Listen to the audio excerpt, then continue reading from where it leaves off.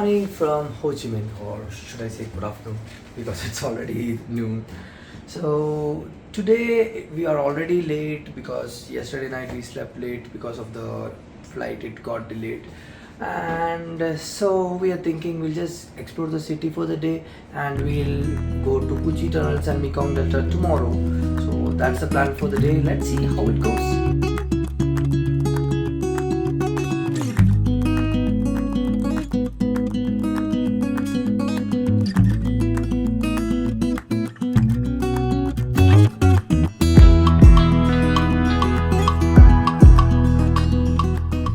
Thought we'll start the day with a pho and then we'll go to the places of interest.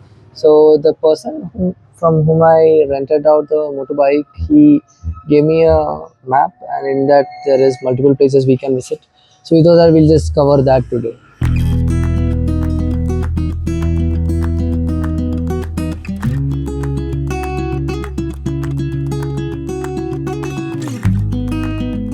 So first we reached the Museum of Ho Chi Minh. So we are going to go inside. And what I can see, this place seems to be a pre-wedding shoot place because there's a lot of couples. Like you can see one over there, one person is on the step, and two are waiting right here. So I think it's kind of a pre-wedding shoot area, and it's obvious because it's so, what do you say, so cool looking. So I think you can get a lot of good pictures.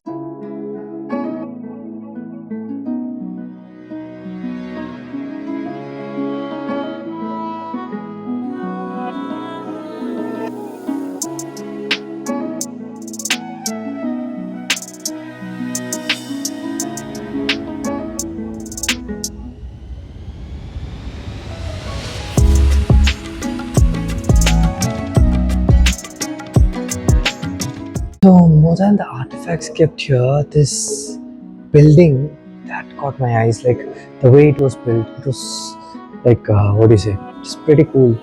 So if you are a person who loves to take photos or you like history, both cases you can come here because you will get both here. It's good.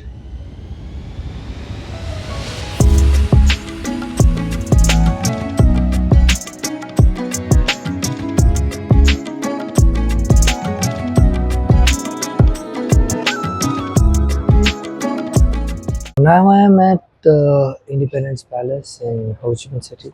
So this palace has a pretty long history. So first, when the French was occupying South Vietnam, they built this palace, and then Japanese defeated French and they occupied South Vietnam, and then this served as a Japanese people their governor's palace or something. And after that, it Japanese was defeated in World War II, and French again took it over. And then after Geneva, the US came and occupied this place. But by that time, this palace was destroyed by a bombing, so they actually rebuilt it. So US rebuilt it, and it made, as it was called as Independence Palace. Then when US was there, so Vietnam was divided into two: South Vietnam and North Vietnam. And then after the Vietnam Wars, the walls of this palace was crushed down by two Vietnamese tanks, and that marked the end of the Vietnamese war, and the country was reunited. So it's a pretty long history to this palace. Right behind me, you can see a tank, which is identical to the tank which actually came into this palace during the Vietnam War, which ended the Vietnam War. So it's an identical one. It's not the same one. It's an identical one. They'll just put it over here so that we can see which type of tank was it. The Independence Palace, we reached the War Remnants Museum. It's also close by, so you can just come here pretty fast, and maybe you can even come by walking. So it's that close. But the humidity, it's pretty high, man. Like we were feeling, what is it? We drank 1 liter of water in 1 hour itself, and still we are feeling, what do you say, thirsty. So it's very humid. So try to carry as much water as possible. because every now and then if you are buying this 500 ml bottle, that is going to cost you a lot. So better buy a big bottle or something and carry it with you.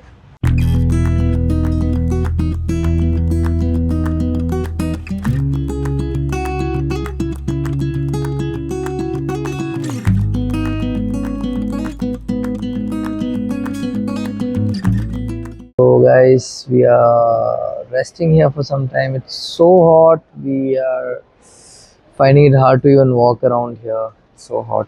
And I was just checking the weather, and I can't believe it's excessive heat.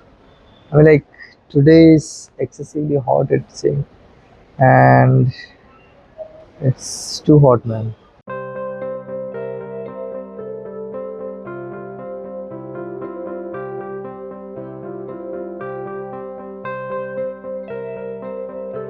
So we went into that war crime museum inside this, and most of the videos I didn't take because it was too horrifying, and I don't know if it will be a good thing to post it in the video, so I will take the much of that.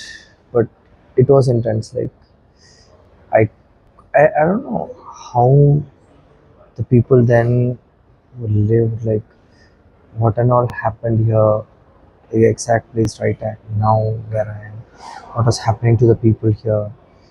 It's unbelievable. So this is tiger cage. You can see how it was used. Like, people are people can't sit up properly in this. So this was one of the ways Vietnamese were imprisoned here.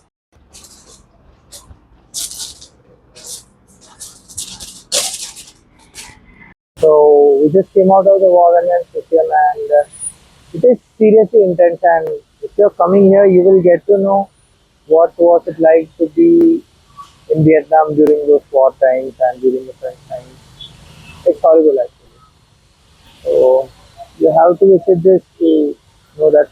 And some things are really intense, and you might be a little squeamish if you are seeing something, but that's what's happening here. So yeah, you can see that. But now we are planning to go back to our room, just lay down there, just wait for the heat to come down because it's too hot and we're not feeling up to it. So we are going back to our room and we'll get down around evening 5ish something. Let's see. So we are in Vietnam's Ben Thanh Market. There is a lot of people calling here and there, just trying not to give eye contact to them.